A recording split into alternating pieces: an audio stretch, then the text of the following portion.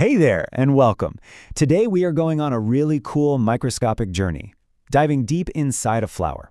We're going to get up close and personal with its reproductive anatomy to figure out the secrets of how they create new life. You know, we all see their beauty on the outside, right? But have you ever just stopped and wondered about the incredible tiny machinery working deep inside? Well, that's exactly what we're about to uncover. We're going to pull back the curtain on the hidden structures that make it all happen. Okay, so our first stop on this tour is the anther. The best way to think about this is as the flower's own personal pollen factory. This is where the pollen grains are churned out in huge numbers, getting all geared up for their big journey. Now, at the heart of this pollen factory is a structure called the microsporangium. You can basically picture it as a super high security nursery where all the pollen grows up. And believe me, that protection is no joke. I'm serious, this thing is basically a four-walled fortress.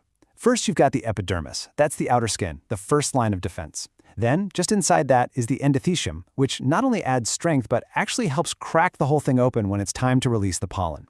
Then you've got these middle layers for even more security. And finally, right at the very core, you have the tapetum. This is the nursery itself, the part that feeds the developing pollen grains everything they need to grow strong. All right, so we've seen the pollen factory. Now let's switch gears and go see where all that pollen is hoping to land.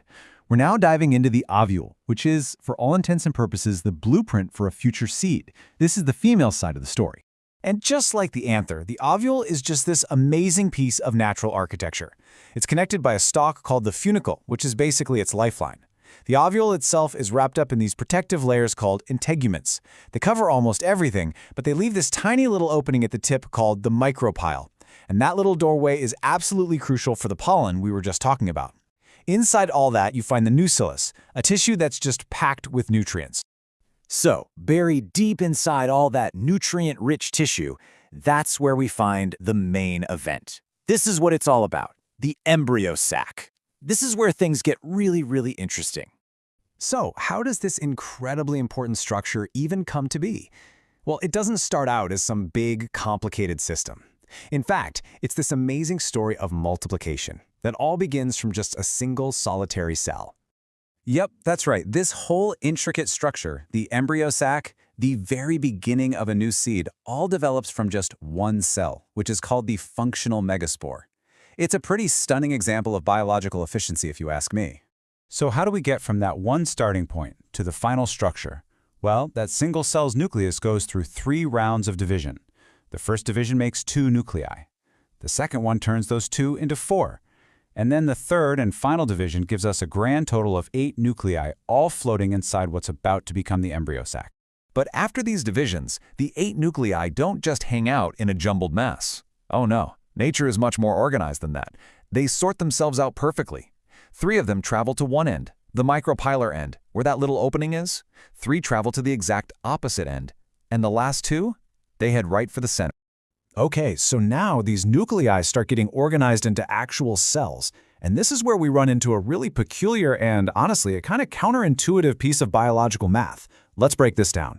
So at that micropylar end, the 3 nuclei form something called the egg apparatus. This is the critical part. It has 1 egg cell and 2 little helper cells. At the opposite end, the other 3 nuclei form what are called antipodal cells. And then, right in the middle, those last 2 nuclei, now we call them polar nuclei, end up sharing one single large central cell. So let's think about this. We have 8 nuclei. And since a nucleus is kind of the brain of a cell, it seems totally logical that we should have 8 cells, right? The math seems pretty simple. But you know, in the wonderfully weird world of biology, the most logical answer isn't always the right one. And here is the paradox. We have a final count of 8 nuclei. That's totally correct. But we only have 7 cells. And why is that? It's all because of those 2 polar nuclei in the middle. They share the space inside one big central cell. So you've got 3 cells at one end, 3 cells at the other, and 1 big cell in the middle, which, you guessed it, adds up to 7. And that's really the key thing to remember here. When it's all grown up and ready for fertilization, the embryo sac is officially a 7-celled, 8-nucleate structure. It's a unique arrangement that's just fundamental to how flowering plants work. So, there you have it. We've toured the factory that makes the pollen, and we've explored the intricate blueprint of the ovule that's waiting for it. The stage is perfectly set for nature's next incredible act. But what actually happens when that pollen finally arrives? Well, That's a story for another time.